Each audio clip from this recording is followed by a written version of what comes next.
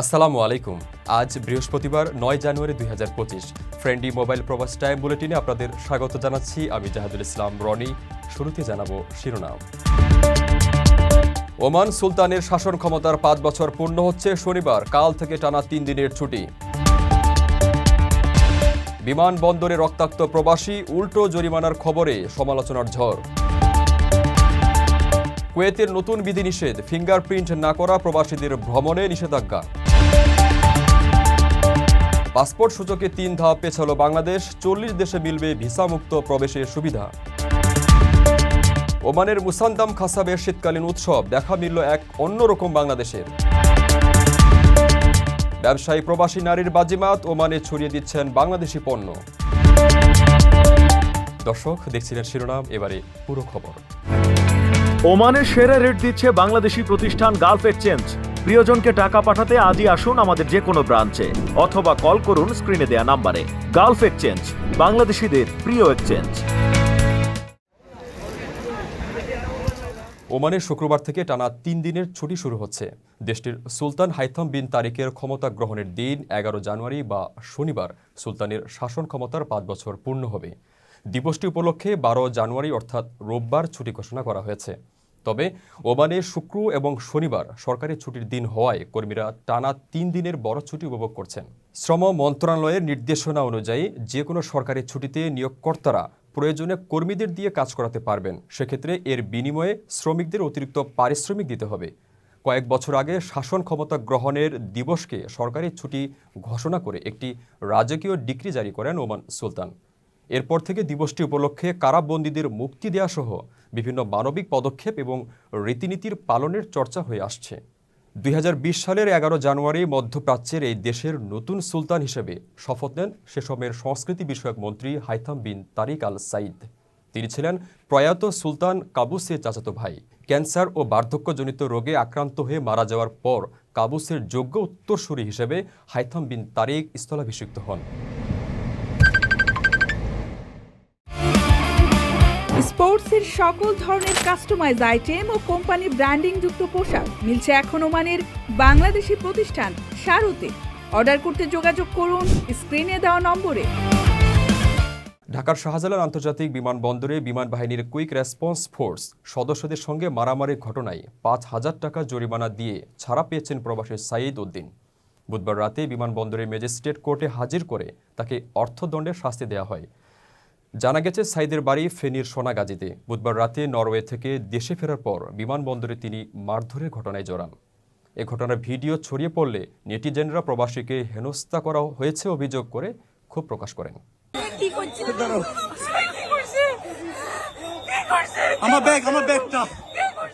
হজরত শাহজালাল আন্তর্জাতিক বিমানবন্দরে নিরাপত্তা কর্মীদের মারধরে রক্তাক্ত হওয়া নরওয়ে থেকে আসা সেই প্রবাসীকে উল্টো ৫,০০০ টাকা জরিমানা করেছে বিমানবন্দরের ম্যাজিস্ট্রেট।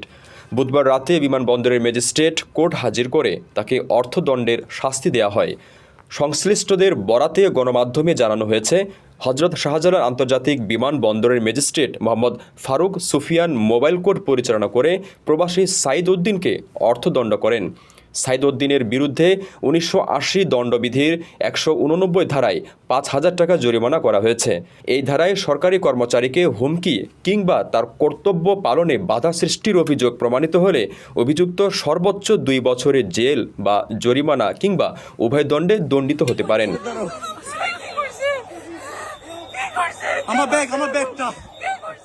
এর আগে বুধবার রাত ৯:১০টার দিকে নরওয়ে প্রবাসী সাইদ উদ্দিন বিমানবন্দরের ২ নম্বর ক্যানোপি গেট দিয়ে বেরিয়ে আসেন। গেট সংলগ্ন ডান পাশে দাঁড়ানো অবস্থায় এক এফসেক সদস্যের সঙ্গে তার কথা কাটাকাটি হয়। এক পর্যায়ে এই যাত্রী উত্তেজিত হয়ে ওই নিরাপত্তা কর্মীকে ধাক্কা দেন। এর পরপরই অন্যান্য এফসেক ও আনসার সদস্যরা সাইদকে কনকোর্স হলের দিকে নিয়ে যায়। এ সময় ৭-৮ জন মিলে তাকে বেদম মারপিট করে। এতে করে সাইদের মাথা মুখ ফেটে রক্তাক্ত হয়ে যায়। পরে সেখান থেকে সাইদ বেরিয়ে আসলে এমন পরিস্থিতি দেখা যায়। পরিস্থিতি বেগতিক দেখে অ্যাবসেক সদস্যরা তাকে সহ তার আত্মীয় স্বজন সবাইকে আবারও ভেতরে নিয়ে যায়। পরে গভীর রাতে তাকে ৫,০০০ টাকা জরিমানা করে ছেড়ে দেওয়া হয়। বিষয়টি বিমানবন্দর কর্তৃপক্ষ চেপে যাওয়ার চেষ্টা করলেও মারপিটের শিকার যাত্রীর রক্তমাখা শরীর ও কিছু কথা কাটাকাটির ভিডিও সামাজিক যোগাযোগ মাধ্যমে ছড়িয়ে পড়েছে। ভিডিও দেখার পর এ নিয়ে তীব্র ক্ষোভ প্রকাশ করেছেন সাধারণ মানুষ।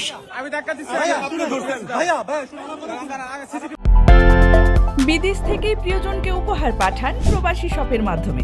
যোগাযোগ করুন স্ক্রিনে দেওয়া নম্বরে। কুয়েতে নির্ধারিত সময়ে বায়োমেট্রিক ফিঙ্গারপ্রিন্ট না করা প্রবাসীদের উপর ভ্রমণ নিষেধাজ্ঞা জারি করেছে দেশটির সরকার। গত 1 জানুয়ারি থেকে এই নিষেধাজ্ঞা কার্যকর করা হয়েছে। কুয়েতের স্বরাষ্ট্র মন্ত্রণালয়ের বরাত দিয়ে স্থানীয় সংবাদ মাধ্যম আরব টাইমসের প্রতিবেদনে এ তথ্য জানানো হয়। বলা হয়, বায়োমেট্রিক ফিঙ্গারপ্রিন্ট না দেয়া প্রবাসীদের কুয়েত থেকে অন্য কোনো দেশেও যেতে দেওয়া হবে না। সেই সঙ্গে তাদের ব্যাংকিং লেনদেন সহ সব ধরনের সরকারি পরিষেবা বন্ধ থাকবে। বায়োমেট্রিক ফিঙ্গারপ্রিন্ট না দেওয়া পর্যন্ত এসব নিষেধাজ্ঞা জারি থাকবে। কুয়েত সরকার জানায়, এখনও 2,44,000 প্রবাসী বায়োমেট্রিক ফিঙ্গারপ্রিন্ট কার্যক্রমে অংশ নেয়নি। এছাড়া 16,000 কুয়েতি ও 90,000 বেদুইনও অংশ নেয়নি এই কার্যক্রমে। কুয়েত অপরাধ দমন ও অপরাধীদের দ্রুত শনাক্ত করতে 2023 সালে স্থানীয় নাগরিক ও বিভিন্ন দেশের প্রবাসীদের জন্য বাধ্যতামূলক করা হয় বায়োমেট্রিক ফিঙ্গারপ্রিন্ট। স্থানীয় নাগরিকদের জন্য গত বছরের 30 সেপ্টেম্বর এবং বিভিন্ন দেশের প্রবাসীদের জন্য 31 ডিসেম্বর পর্যন্ত এ কার্যক্রমের সময়সীমা নির্ধারণ করা হয়েছিল।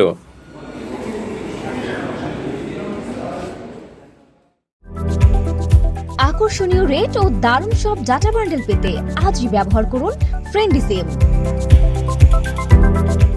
2025 সালে বিশ্বের শক্তিশালী পাসপোর্ট সূচকে 3 ধাপ পিছিয়েছে বাংলাদেশ। শক্তিশালী পাসপোর্টের দিক থেকে বাংলাদেশের অবস্থান এখন 100তম। বাংলাদেশের সঙ্গে এবার একই অবস্থানে আছে লিবিয়া ও ফিলিস্তিন। এদিকে একই সূচকে এক ধাপ উন্নতি হয়েছে মধ্যপ্রাচ্যের দেশ ওমানের। 60তম অবস্থান থেকে এবার দেশটি উঠে এসেছে তালিকায় 59তম স্থানে। 2025 সালে বিশ্বের শক্তিশালী পাসপোর্ট সূচকে 3 ধাপ পিছিয়েছে বাংলাদেশ। নতুন তালিকায় বাংলাদেশের অবস্থান এখন 100তম। আগের সূচকে বাংলাদেশের অবস্থান ছিল 97তম। নতুন তালিকা অনুযায়ী বাংলাদেশের পাসপোর্টধারী ব্যক্তিরা আগাম ভিসা ছাড়া চলতি বছর বিশ্বের 40টি দেশে ভ্রমণ করতে পারবেন। বাংলাদেশিদের ভ্রমণের এই তালিকায় আছে Bahama, Barbados, Bhutan, Bolivia, British Virgin Island, Burundi, কম্বোডিয়ার নাম আছে কেপ ভার্দে আইল্যান্ড, কমোরো দ্বীপপুঞ্জ, Cook Island, Djibouti, Dominica, Fiji, Grenada, Guinea Bissau, Haiti আছে কেপ ভার্দে আইল্যান্ড, কমোরো দ্বীপপুঞ্জ, Cook Island, Djibouti, Dominica, Fiji, Grenada, Guinea Bissau, Haiti, Jamaica, কেনিয়ার নামও। তালিকায় আছে কিরিবাতি, মাদাগাস্কার, মালদ্বীপ, Mauritania, Micronesia, Montserrat, Mozambique, Nepal, Niue ও রুয়ান্ডার মতো দেশ। এছাড়া Samoa, Seychelles, Sierra Leone, Somalia, Sri Lanka, Saint Kitts and Nevis এবং Saint Vincent, Gambia, Purba Timur, Trinidad and Tobago, টুভেলু ও ভানুয়াতুতেও এই সুবিধা পাবেন বাংলাদেশি পাসপোর্টধারীরা। এর মধ্যে কিছু দেশ ও অঞ্চলে অন অ্যারাইভাল বা বিমানবন্দরে নামার পর ভিসার সুবিধা এবং কয়েকটি দেশের ক্ষেত্রে নিতে হবে ই ভিসা। প্রতি বছর হ্যানলি পাসপোর্ট সূচক প্রকাশিত হয়। আন্তর্জাতিক বিমান পরিবহন সংগঠনের নথির ভিত্তিতে 199টি দেশের পাসপোর্ট নিয়ে এর সূচক তৈরি করা হয়। পৃথিবীর 227টি গন্তব্যে যেতে পারার বিষয়টি এতে খতিয়ে দেখা হয়। যে দেশের পাসপোর্টধারীরা বিনা ভিসায় সব থেকে বেশি দেশে যাতায়াত করতে পারেন, সেই দেশের পাসপোর্ট তত শক্তিশালী। কারো কাছে স্বপ্ন পূরণ, কারো আনন্দের উপলক্ষ, আবার কারো জীবন পাল্টে দেওয়ার মুহূর্ত, কখনো জীবন বাঁচাতে সর্বোচ্চ গতিতে উড়ে চলা, কারো আবেগের শেষ মুহূর্ত, আপনজনের শেষ বিদায়ে সামিল হওয়া। এমন সব ইচ্ছে পূরণে সর্বনিম্ন ভাড়ায় দ্রুতগতির বাহন প্রবাসী হেলিকপ্টার। আপনার প্রয়োজনে যোগাযোগ করুন আমাদের হটলাইনে। দেখে বাংলাদেশের চিত্র মনে হলেও দৃশ্যগুলো আসলে মরুর দেশ ওমানের। দেশটির অন্যতম ট্যুরিস্ট স্পট মুসান্দাম খাসাবের শীতকালীন আয়োজনে দেখা গেছে এমন দৃশ্যের। সেখানে উৎসবমুখর ও জাঁকজমকপূর্ণ আয়োজনে বাংলাদেশিরা সাংস্কৃতিক সন্ধ্যা ও বাংলাদেশি গ্রামীণ ঐতিহ্যবাহী পিঠা উৎসব করেছেন। 1 থেকে 5 জানুয়ারি ভিন্ন ভিন্ন দেশের ইতিহাস, ঐতিহ্য, কৃষ্টি ও সংস্কৃতি তুলে ধরতে বিশেষ এ আয়োজনটি করে মুসান্দাম উইন্টার কর্তৃপক্ষ। পালা করে সুদান, পাকিস্তান এবং ভারতের প্রবাসীরা নিজেদের সাংস্কৃতিক ঐতিহ্য তুলে ধরেছেন। 5 জানুয়ারি ছিল বাংলাদেশ কমিউনিটির মেলা ও পিঠা উৎসব। প্রবাসী বাংলাদেশিরা তাদের নিজস্ব সংস্কৃতিতে মেলাটিকে সাজিয়ে তোলেন। শিশু থেকে বৃদ্ধ সব বয়সী মানুষই মেলা উপভোগ করতে দূর দূরান্ত থেকে ছুটে আসেন। কারোর মন্তব্য, খাসাবের মাটিতে এরকম আড়ম্বরপূর্ণ আয়োজন আর কখনো দেখা যায়নি। মেলায় বাচ্চাদের জন্য ছিল বিস্কুট খেলা, মার্বেল খেলার মতো আয়োজন। এছাড়া মেয়েদের বালিশ খেলা, পুরুষদের জন্য গ্রামের ঐতিহ্যবাহী মোরগ খেলা, বিবাহিত অবিবাহিতদের রশি টানাটানি ছাড়াও আকর্ষণীয় বিভিন্ন ইভেন্ট আয়োজন করা হয়। এদিন বাংলাদেশি কমিউনিটি নেতা ও মেলা আয়োজক কমিটির আহ্বায়ক আবু বক্কর সিদ্দিকের সঞ্চালনায় আমিরাত থেকে আসা বাংলাদেশি শিল্পীদের অংশগ্রহণে এক মনোজ্ঞ সাংস্কৃতিক অনুষ্ঠান আয়োজনে বাড়তি আনন্দ যোগ করে।